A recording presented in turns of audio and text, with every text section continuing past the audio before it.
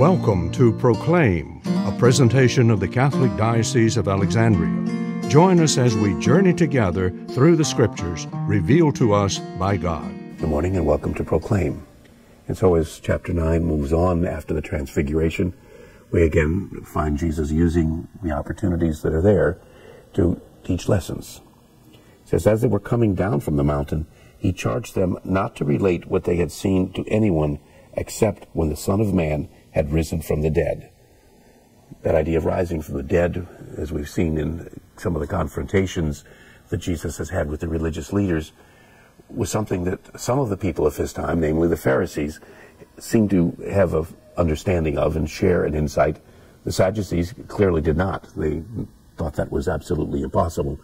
But it's also important that their understanding was sort of a general idea of resurrection that would involve the entire people of Israel.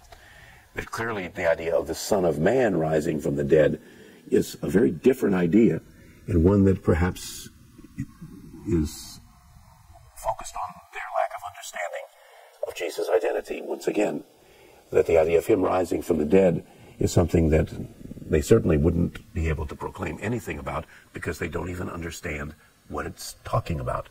And we find that described by Mark.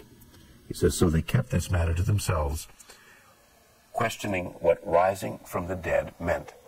And so again, because whatever their understanding that would have been commonplace, that's not what Jesus seems to be implying.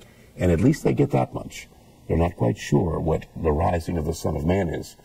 And notice again, that's the title that Jesus so often applies to himself, particularly in the Gospel of Mark. The title which goes back to the 7th chapter of the book of Daniel. And we've seen this repeatedly. This program was brought to you by Antoon Enterprises.